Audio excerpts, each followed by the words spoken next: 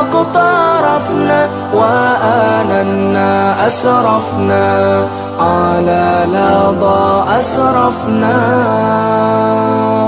فتب علينا توبة تغسل لكل حوبة واستر لنا العورات وآمن الروعات فتب علينا توبة تغسل لكل حوبة واستر لنا العورات وآمن الروعات يا ربنا اعترفنا بأننا اقترفنا وآننا أسرفنا على لظى أسرفنا يا ربنا اعترفنا بأننا اقترفنا وآننا أسرفنا على لظى أسرفنا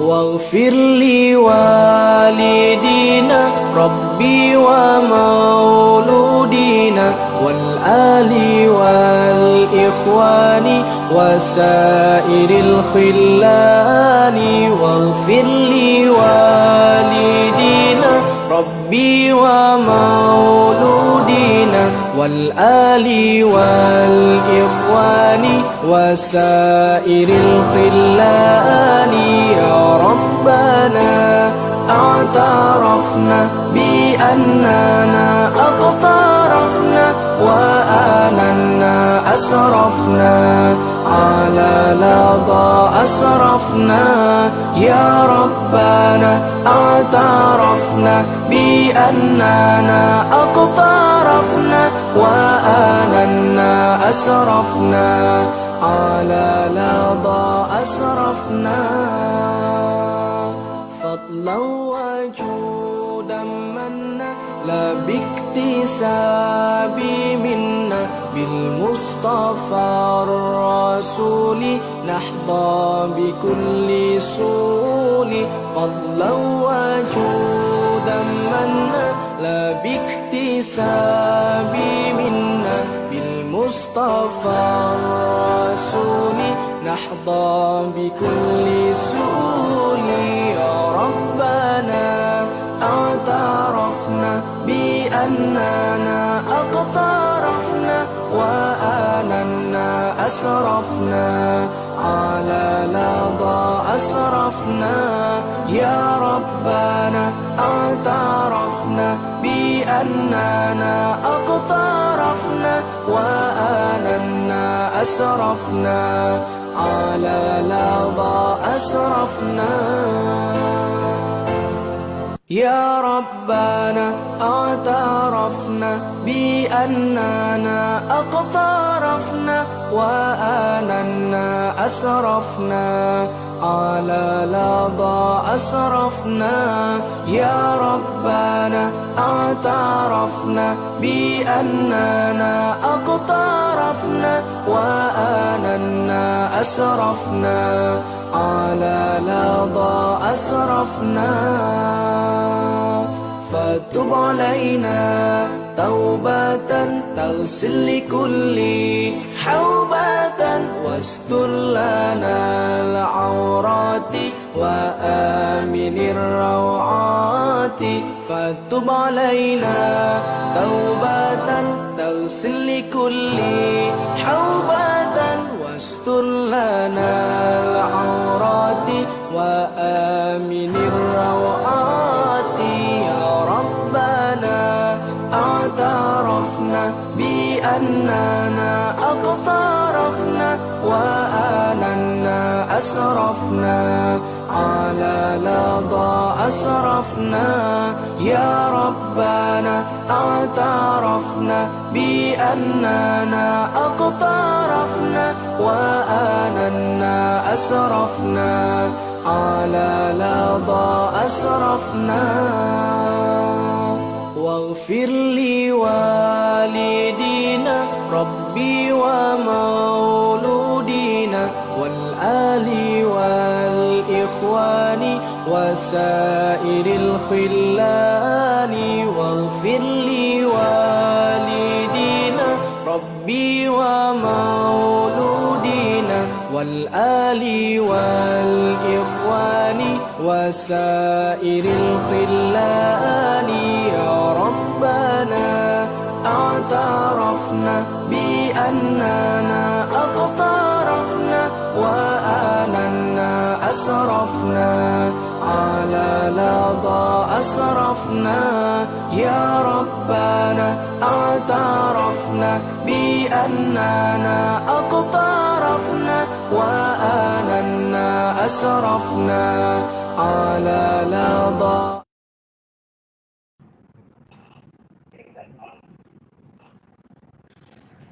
Assalamualaikum warahmatullahi wabarakatuh. Alhamdulillahi rabbil alamin wassalatu wassalamu ala asyrafil anbiya'i wal mursalin wa ala alihi wa ashabihi ajma'in. Rabbi shrah li sadri wa yassir li amri wahlul 'uqdatam min lisani yafqahu qawli amma ba'd. Alhamdulillah, bersyukur kita ke hadrat Allah Subhanahu wa taala dengan limpah rahmat dan kasih sayangnya dapat kita bersama-sama berada di dalam KTO atau kelas tajwid online yang dianjurkan oleh Pusat Islam di FB Live kita ni. Alhamdulillah, bersyukur kepada Allah kita dikurniakan kesihatan dan dikurniakan akal yang sihat. Jadi dapatlah kita bersama-sama untuk berada di dalam majlis ilmu walaupun tidak secara badani tapi bukan ruhi tapi secara online lah.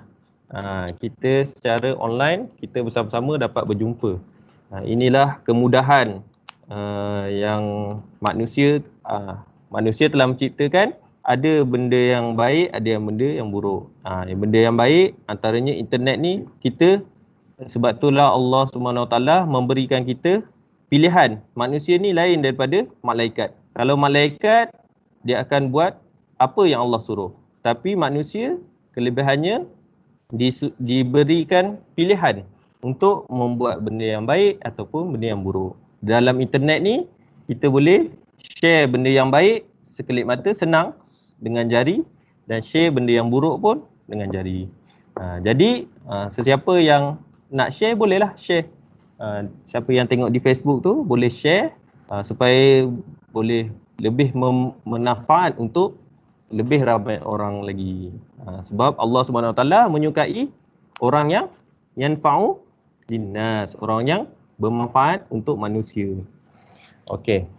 Hari ini insya-Allah kita akan membahas tentang ilmu tajwid, satu tajuk saja. Tajuk izhar halqi. Izhar halqi. Jadi sesiapa yang sudah tahu tentang izhar halqi, marilah sama-sama kita bermuzakarah, kita mengulang bersama-sama tentang izhar halqi. Bagi barang siapa yang belum tahu lagi, bolehlah kita mula belajar daripada izhar halqi dia lah sebelum kita masuk ke hukum-hukum yang ada dengung kan, ada gunnah, seperti idgham dia ada gunnah, ada dengung dan sebagainya. Jadi sekarang ni kita mula daripada izhar halqi dulu. Izhar halqi. Sebelum kita masuk ke izhar halqi ni, kita perlu tahu apa itu tajwid. Tajwid, apa ilmu yang kita mula belajar ni? Apa yang ilmu yang kita belajar ni, apa tujuan dan juga apakah ilmu ini? Ilmu tajwid berasal daripada perkataan, kalau daripada segi lughahnya, tajwid daripada perkataan jawwada yujawwidu tajwidan. Jawwada yujawwidu tajwidan, yang bermaksud memperelokkan. Memperelokkan. Kalau Taranum kita belajar memperindahkan. Tajwid kita nak belajar elok baca Quran dulu. Memperelokkan bacaan kita. Memperelokkan apa? Memperelokkan bacaan kita. Tajwid maksudnya memperelokkan bacaan kita punya. Okey, saya tulis Tajwid. Tajwid.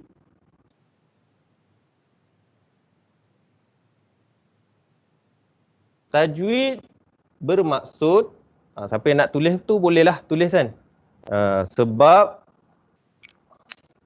ulama-ulama menyifatkan orang-orang yang pelajar ni ibarat seperti kucing yang sedang menerkam tikus.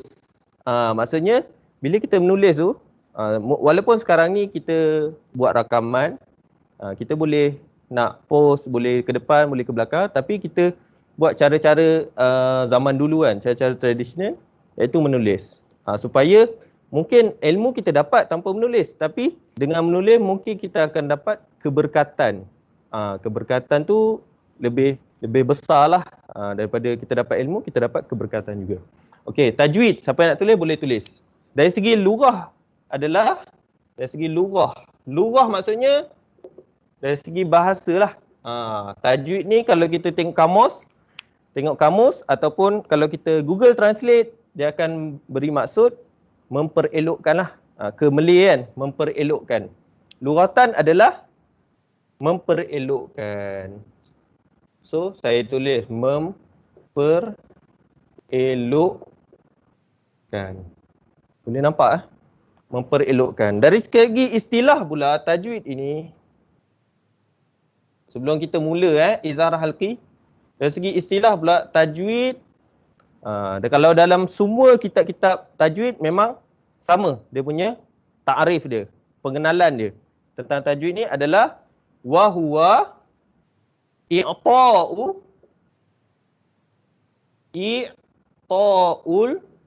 huruf fi hurufi haqqaha. Okey, tajwid adalah memberikan huruf pada haknya. Kalau kita memperincikan lagi haknya, maksudnya meletakkan huruf pada sifat-sifat lazimah.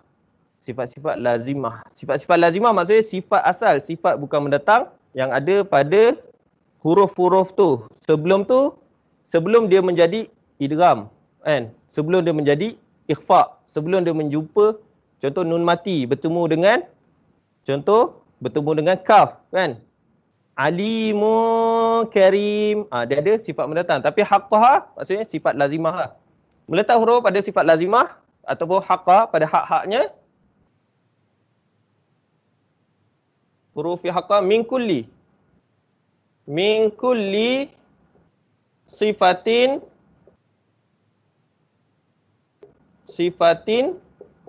wa mustahaqqaha. Dan juga meletakkan pada sifat-sifat mustahak, maksudnya sifat-sifat aridah.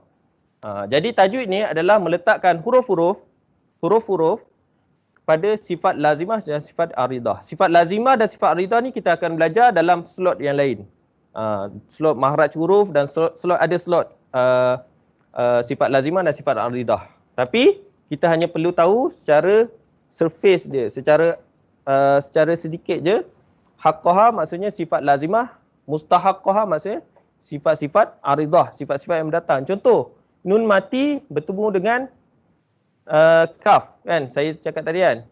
Min kulli, nun mati bertemu dengan kaf. Jadi dia akan datang sifat kaf tu yang sifat mendatang. Itu yang kita cakap sifat aridah. Sifat yang mendatang. Kaf tu asalnya huruf dia kaf, tapi dia jadi dia ada huruf bunyi lain. Sifat mendatang. Okey, ini untuk kita belajar ta'rif tajwid lah.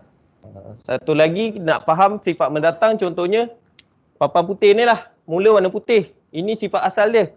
Kita dah color warna biru, jadilah warna biru. Itu sifat mendatang. Papan putih dah tak boleh jadi papan putih, jadi papan biru. Okey, faham? Okey. Bila kita dah faham apa itu hukum tajwid, kita barulah boleh masuk ke tajuk kita, iaitu izhar halqi.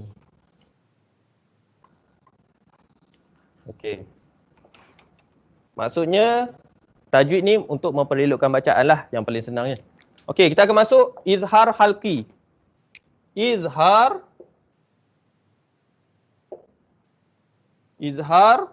boleh nampak halqi. Okey, apa maksud izhar, apa maksud halqi? Sebab tuan-tuan semua, tuan-tuan dan puan-puan mungkin tahu izhar dan halqi. Dua-dua ni sebenarnya ada dalam bahasa Melayu. Izhar kan? Maksudnya zahir kan? Menzahirkan. Maksudnya membaca dengan terang ataupun membaca dengan jelas. Izhar maksudnya membaca dengan jelas. Menjelaskan ataupun membaca dengan jelas. Maksud izhar. Sebelum kita mulakan dengan huruf-hurufnya, kita lebih baik kita saya suka untuk menerangkan dari segi bahasa dia. Izhar maksud membaca dengan jelas. So ada dalam bahasa Melayu kan, kita cakap zahir, secara zahir. Maksudnya jelas, secara jelas. Ada dalam bahasa Melayu tapi kita tak perasan. Oh ni kita guna dalam bahasa Melayu. Perkataan izhar maksudnya membaca dengan jelas. Halqi. Apa maksud halqi? Kalau dalam bahasa Melayu kita cakap apa? Halkum, kan? Halkum. Orang lelaki ada halkum. Maksudnya tengkorok, kan? Tekak, tengkorok. Jadi halqi daripada perkataan halkum, kan? Izhar halqi. Izhar syafawi maksudnya bibir. Izhar halqi maksudnya tengkorok. Maksudnya inilah tekak. Okey, halqi. Kenapa kita panggil izhar halqi? Sebab dalam izhar kita ada huruf-huruf yang keluar daripada tekak, daripada tengkorok. Contoh huruf ha. Ha dari sini. Ha. Kha. Ain. Ghain. Ha. Hamzah. Semua daripada halqum. Sebab tu dipanggil izhar halqi. Halqi maksudnya tengkorok saya tulis sini tuan-tuan puan-puan nak tulis pun boleh tengkorok. Ataupun dalam bahasa Melayu dia ada juga yang kita ambil daripada perkataan Arab, halkum kan. Halkum. Okey, sebab kenapa halkum? Kenapa dia cakap tengkorok? Sebab huruf-hurufnya yang datang daripada tengkorokan manusia, daripada halkum manusia. Okey. Izhar halqi. Jadi izhar halqi ni datang daripada hukum apa? Mim mati ke ataupun nun mati? Kan? Mim mati ke atau nun mati? Izhar halqi ni datang daripada dia punya bab yang lagi besar adalah hukum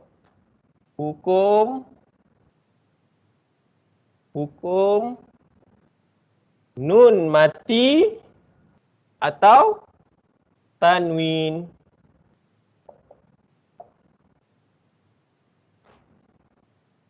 Hukum nun mati atau tanwin.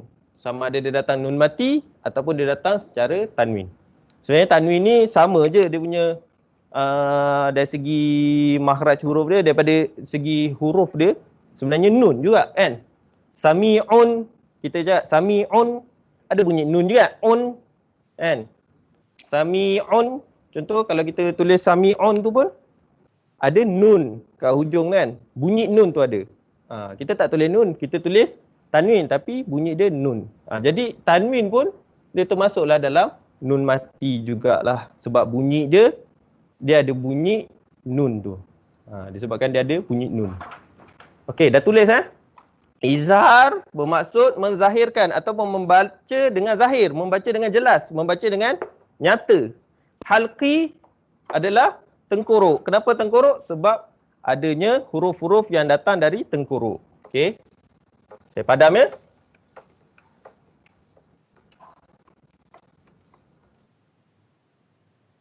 Kita pergi kepada huruf pula. Okey, huruf-huruf izhar halqi ada berapa? Huruf-huruf izhar halqi ada 6. Huruf-huruf izhar halqi ada 6. Jadi untuk kita senang hafal, kita buat ha, ain, ha, Hamzah. Hamzah. Okay. Ha, ni baru 4 kan? Untuk tahu lagi 2 tu mana? Sama dengan ha ni, kita buat ha juga tapi letak titik atas. Kha. Yang lagi satu, ain kan? Kita tulis ain, letak titik ghain. Jadi huruf izhar khalqi ada, semuanya ada 6. Ha, kha, ain, ghain, ha, hamzah. Semuanya ada hamzah, a kan? A, hamzah, a atau i atau u. Apa maksud hamzah? Saya nak suka untuk terangkan apa maksud hamzah. Hamzah adalah alif yang berharakah. Hamzah adalah alif yang berharakah. Jadi, ini hamzah. Kita panggil ini hamzah. Kalau ini, apakah ini? Ini juga hamzah. Ham. Sebab dia alif yang berharakah, semua kita panggil hamzah. Jadi, kalau kita jumpa dalam Quran, tak ada lambang ni pun, tapi dia lambang panjang, lepas tu ada harakah. Itu juga hamzah. Tak semestinya hamzah tu bentuk seperti ni. Mungkin ada kecil sini kan, kita panggil hamzah. Mungkin ada Al-Quran, contoh Al-Quran Majid, kalau kita guna, dia tak ada benda ni. Jadi kita keliru, ini hamzah ke? Jadi ini juga hamzah. Kalau daripada bawah, tak ada pun lambang hamzah ni. Ini juga hamzah. Kalau daripada depan, ini juga hamzah. Faham? Jadi hamzah, boleh nak tulis note, hamzah adalah alif. Alif yang berharakah. Hamzah adalah alif yang berharakah. Okey, faham? Contoh, kita jumpa tanwin. Alimun. Contoh, ali. Ini contoh alimun. Kan? Alimun. Tiba-tiba, ni contoh, ni bukan dalam Al-Quran. Alimunil, nif, alimunil, contohlah kan. Azim, ni contoh. Azim, contoh. Alimunil azim. Dekat sini, adakah tanwin bertemu dengan hamzah? Jawapannya tidak. Sebab ini adalah alif. Faham? Ini ada alif. Sebab ini adalah tidak berharakah. Jadi ini tidak dikira hamzah. Ini note tambahan lah. Contoh alimun. Cara bacaan pula, alimun seolah-olah ada nun kecil di bawah. Alimunil azim. Ini tak termasuk dalam hukum izhar. Tapi saya nak ceritakan kekeliruan. Sebab kita dah masuk huruf-huruf izhar. Huruf izhar ada hamzah. Ramai yang tanya. Dululah saya mengajar dulu anak-anak kecil. Ramai yang tanya, Ustaz, hamzah kalau alif barakah hamzah tak? Alif barakah hamzah. Fathah ke, kasrah ke, dhammah, semua hamzah. Walaupun dia tak ada bentuk hamzah ni. Jadi kalau alif yang bukan, yang ni alif lam ma'rifah kalau ikut ilmu nahwu, alif lam ma'rifah. Jadi ada alif yang tidak berharakah, ini bukan. Kita tak boleh azimun al-azim, tak boleh. Azimunil azim, itu tambahan. Okey, kembali kepada huruf-huruf. Huruf-huruf izhar halqi.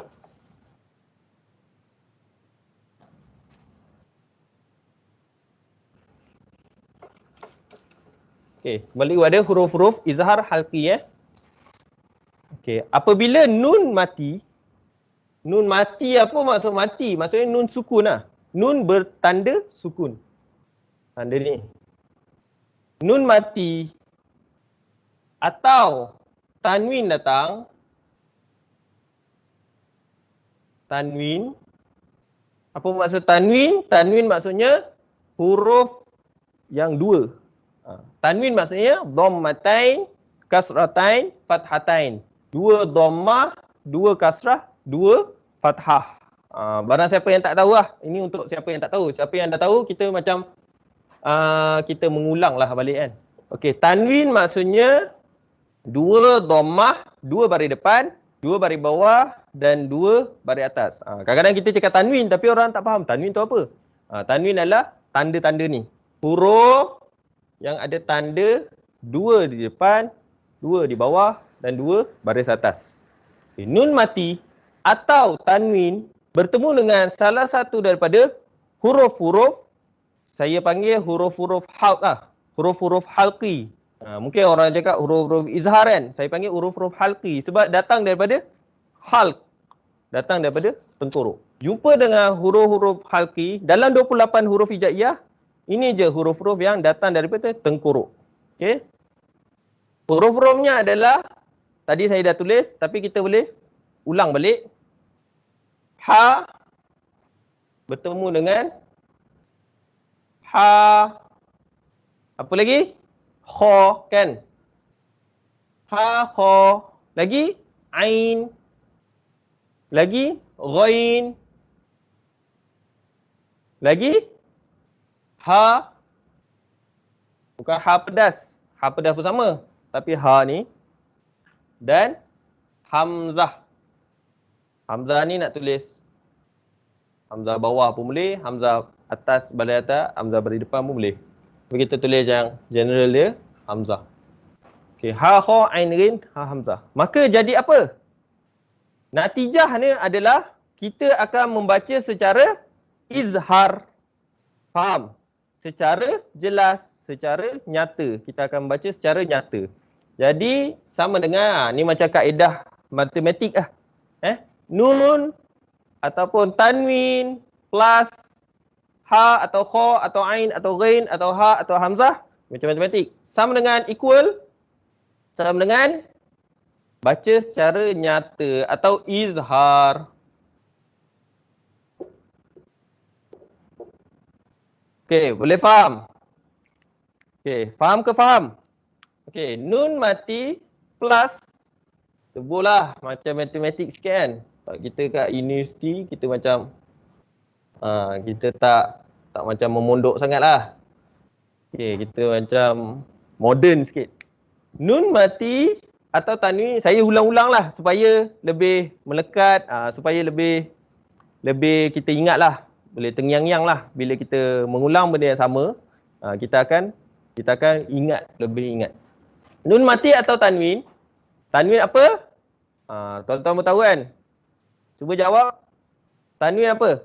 Tanwin adalah 2 baris depan, 2 baris bawah, 2 baris atas. Okey. Plus tambah dengan ha atau kha atau ain atau ghain atau ha atau hamzah, maka jadilah equal, sama dengan izhar. Kita akan baca secara nyata. Secara nyata, secara zahir, secara izhar. Okey, faham sebelum kita nak kepada praktikal dia kan.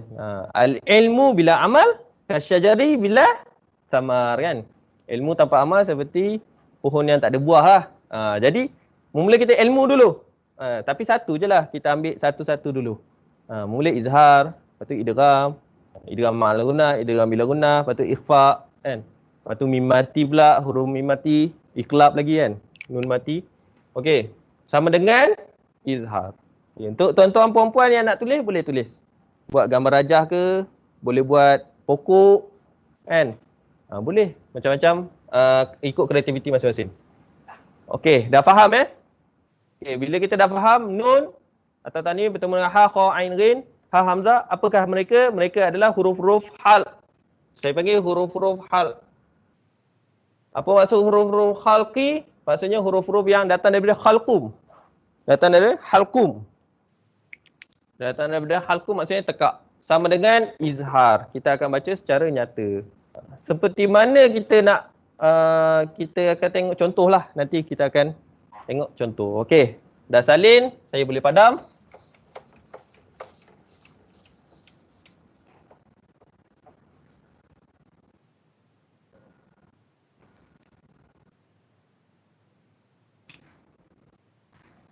Okey.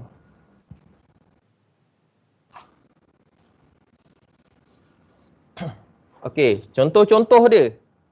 Contoh-contoh dia. Contohlah saya bagi contoh kan. Alimun hakim. Okey, kita ambil daripada contoh contoh-contoh satu kalimah dululah. Contoh-contoh satu kalimah. Okey, untuk pengetahuan tuan-tuan dan puan-puan, apabila nun mati atau tanwin bertemu dalam satu kalimah lah. Dalam satu kalimah hanya nun mati bertemu dengan huruf halqi je yang dia akan menjadi izhar. Kalau tanwin bertemu dengan tanwin, tak kisahlah atas, bawah, depan, bertemu dengan huruf-huruf izhar, selalunya lah. Saya tak pernah nampak lagi dalam satu kalimah, tak pernah nampak. Contoh alimun hakim, tuan-tuan. Alimun hakim.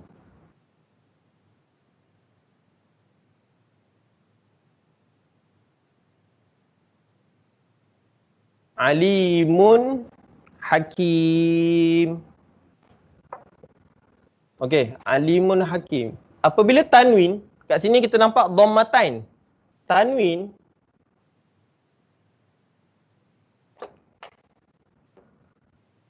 Sekejap pakai pen lain bagi nampak sikit.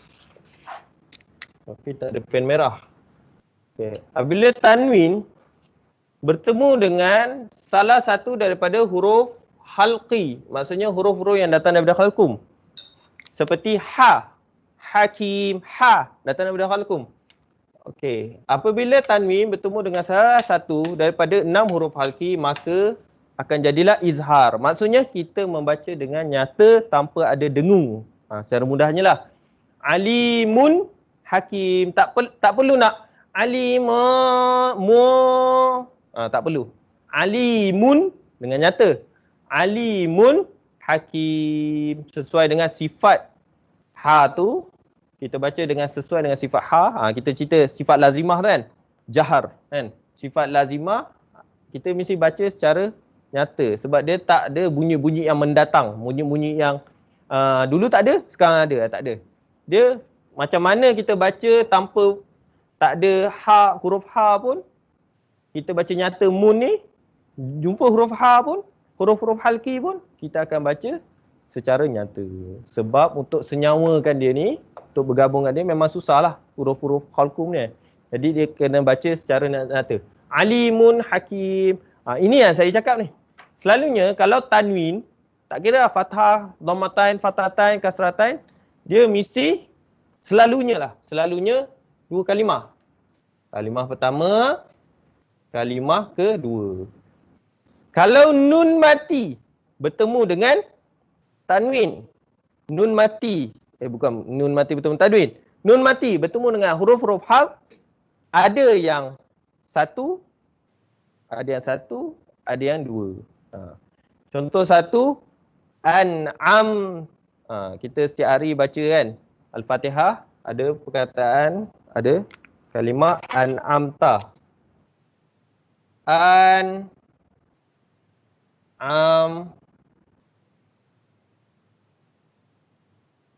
An'amta. Okey. Di mana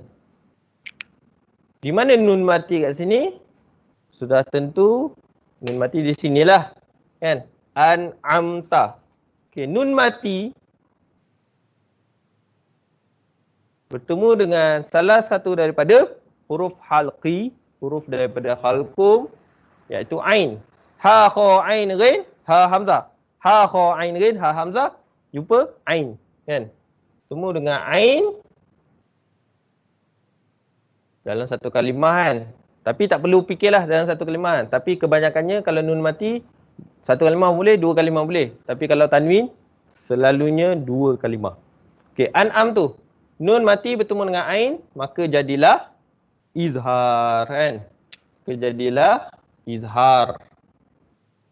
Kita baca dalam keadaan nyata. Cara baca macam mana? An'amta. An'amta. Tak perlulah baca sikit-sikit je no. An'amta. Untuk nak jelaskan an'amta.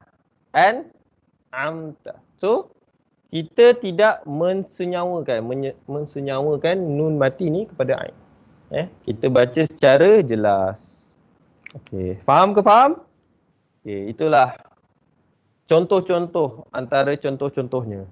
Boleh kita nak cari contoh dalam surah-surah Al-Fatihah, boleh kita nak surah Al-Fatihah ataupun yang lain kita boleh nak cari.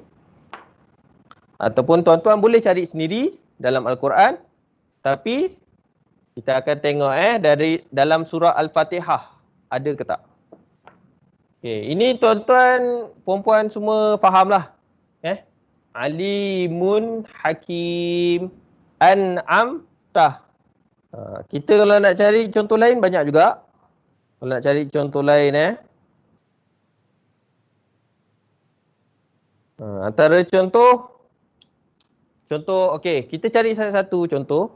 Contoh man amana. Okey, ni yang saya cakap nun mati boleh bertemu dengan huruf halq dalam dua kalimah. Boleh dalam satu kalimah boleh. Tapi kalau tanwin dia bertemu dengan huruf-huruf halqi dalam dua kalimah selalunya. Tak pernah nampak lagi yang satu kalimah. Okey. Okey. Okey, contoh man amana. Man amana. Depan. Man amana.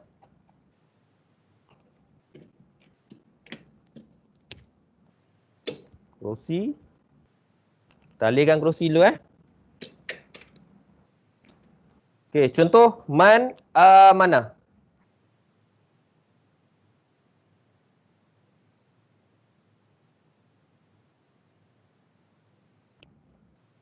Okey, man amana. Nun mati. Ada pulpen merah. Okey, nun mati. Baru nampak. Nun mati bertemu dengan salah satu daripada huruf halqi, iaitu hamzah. Kenapa saya cakap ni hamzah? Sebab ada alif yang berharakah. Bertemu dengan hamzah, jadi maka dia akan menjadi izhar halqi. Yang ini izhar yang dia akan jadi izhar halqi. Maksudnya kita akan baca dengan nyata juga. Man mana? Ini antara contoh-contoh nun mati. Ada dua kita bagian contoh nun mati. Nun mati dia boleh datang dalam keadaan satu kalimah boleh, dua kalimah pun boleh. Tapi tanwin dia akan datang, kalau hukum izhar lah, dia akan datang dalam dua kalimah. Satu kalimah,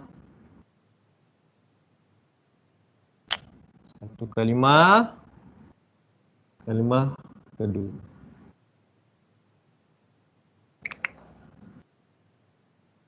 Okay, tuan-tuan dan puan-puan, nampak alimun hakim. Okay. Sebab apa kita baca Quran? Sebab apa kita nak baca Al-Quran dengan betul? Sebab apa kita nak baca Al-Quran dengan betul? Sebab Al-Quran ni akan jadi syafaat lah kan, untuk hari kiamat kita nanti kan.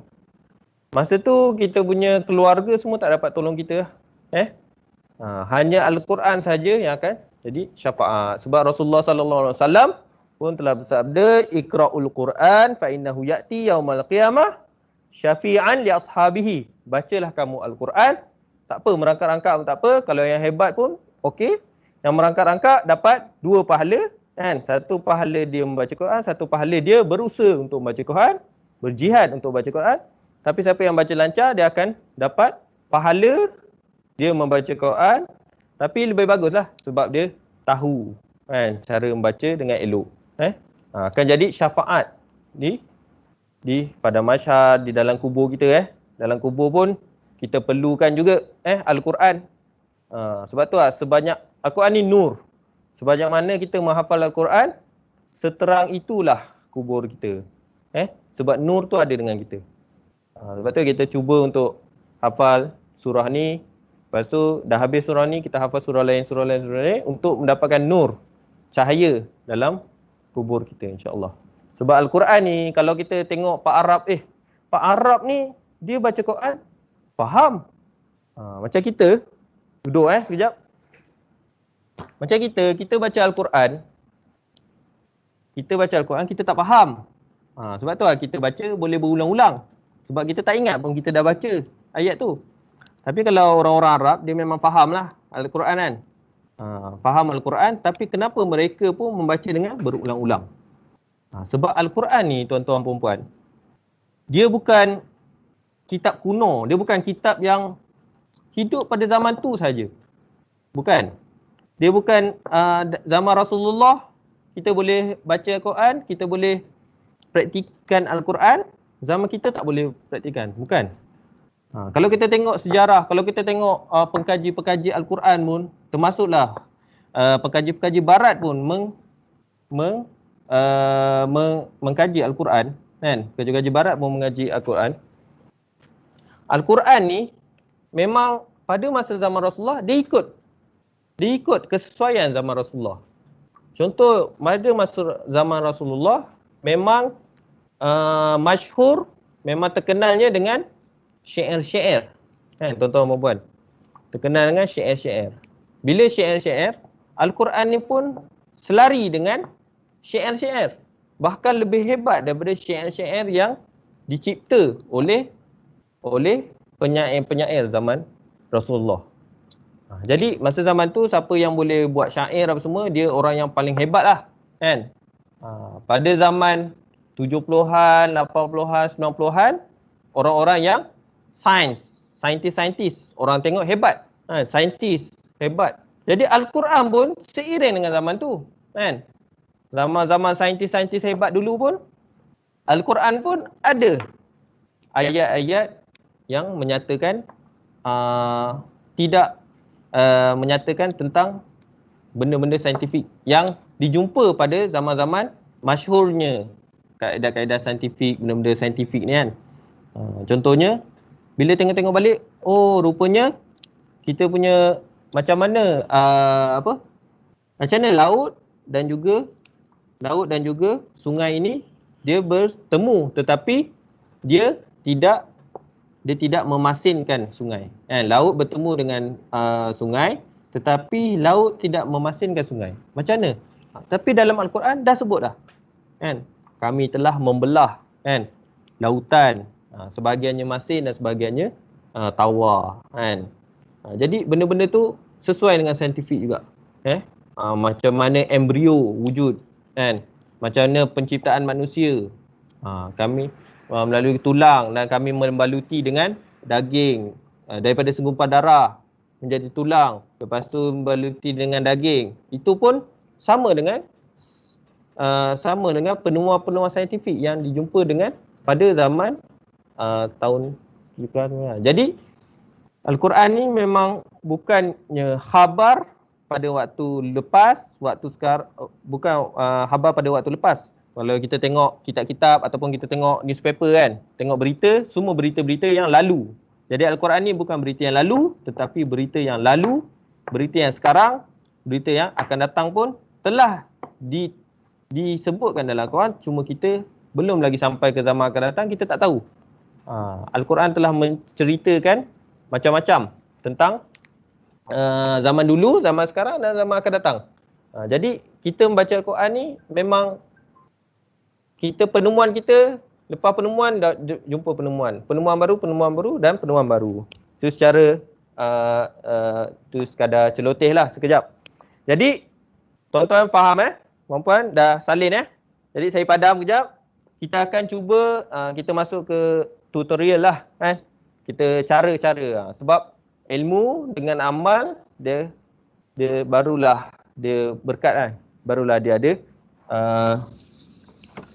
keberkatan dia. Okey. Padam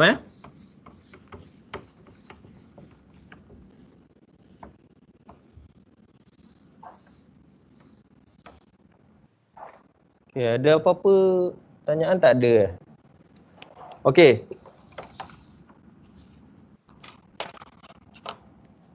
Okey, kita masuk dalam Al-Fatihah yang selalu kita sebut kan. Kita baca Al-Fatihah setiap hari. Sebanyak 5 waktu memang kita baca Al-Fatihah.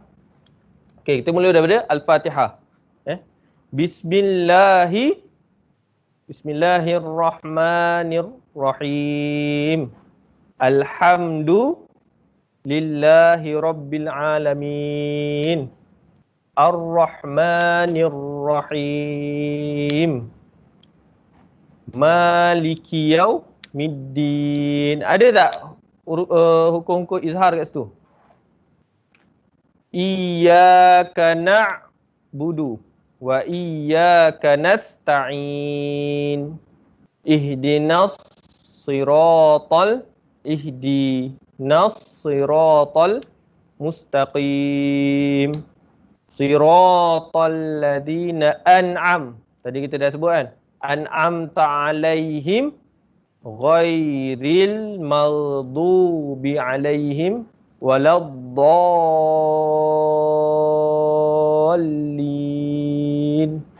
Amin. Jadi dalam Al-Fatihah kita hanya ada satu je hukum izhar, iaitu an'amta. An'amta. Okey, kita izhar ni kita tengok lagi contoh-contoh yang lain Okey. Dalam kitab Karabash dalam kitab Tajwid Karabash, dia ada menyatakan ta'rif. Ada menyatakan ta'rif izhar ni sebenarnya. Ta'rif izhar adalah, tuan-tuan boleh tulis Ta'rif izhar, pengenalan izhar ni apa? Wa huwa infisalu al-izharu infisalu taba'udan bainal harfain. Boleh salin Al-izharu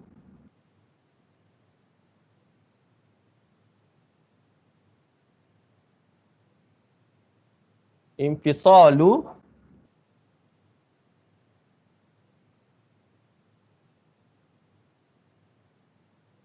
taba'udan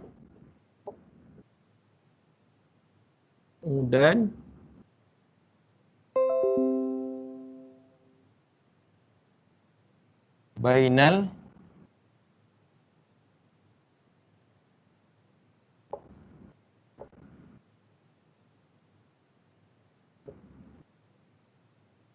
al-izharu infisalu taba'udan bainal harfain. Izhar adalah infisalu, yakni menjarakkan, penjarakan. Kita selalu dengar sekarang penjarakan sosial semua kan. 1 meter. Infisalu maksudnya penjarakan.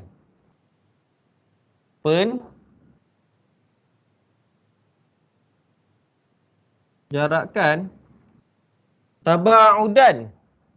Penjarakan yang jauh.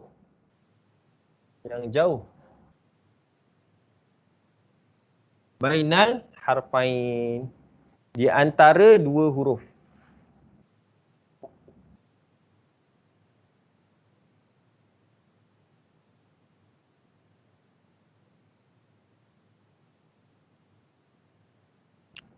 Okey, kenapa kita tulis takrif ni? Sebab kita mesti ada panduan reference.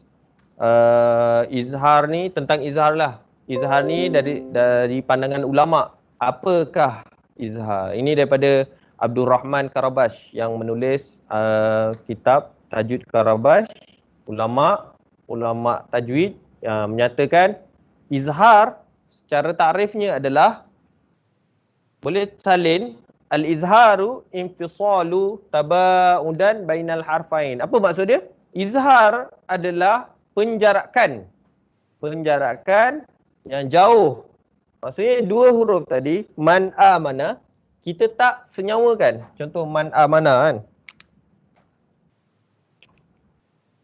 Contoh man amana. Penjarakan maksudnya kita tidak mensenyawakan 2 huruf ni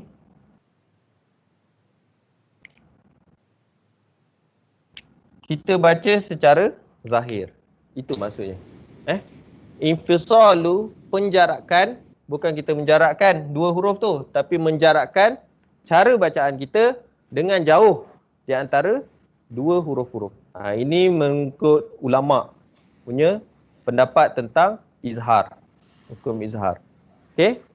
Boleh juga salin sebagai rujukan daripada Abdul Rahman Karabash. Ini daripada Abdul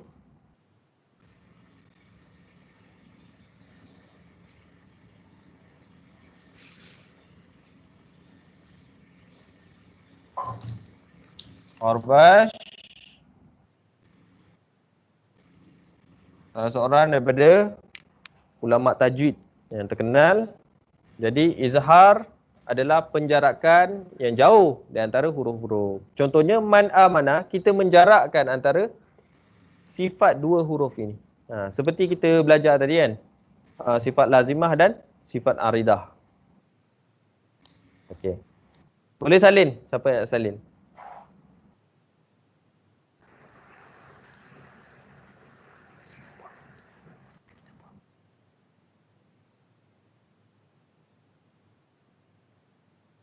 Okey, ada apa-apa pertanyaan? Saya try tengok Macam mana nak tengok komen ni? Oh, tak ada apa-apa tulis pun.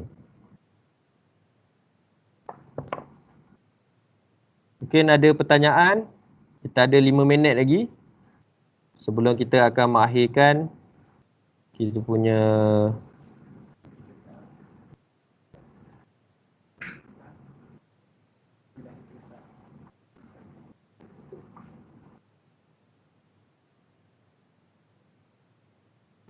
Okey, saya tengok daripada Facebook pula.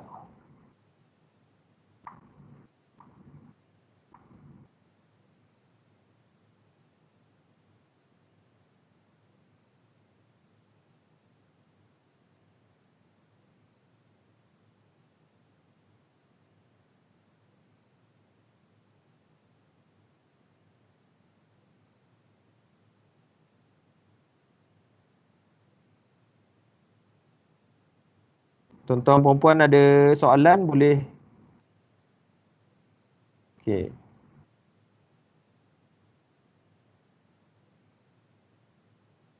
Tuan-tuan perempuan ada soalan boleh.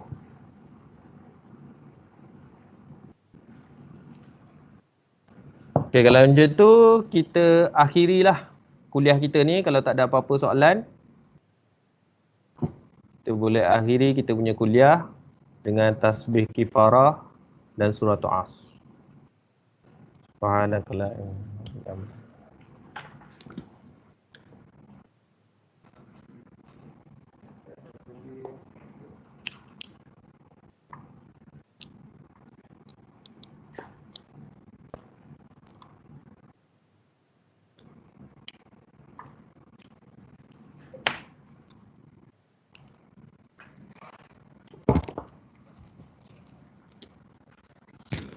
Sekian. Assalamualaikum warahmatullahi wabarakatuh. Siapa yang nak salin boleh salin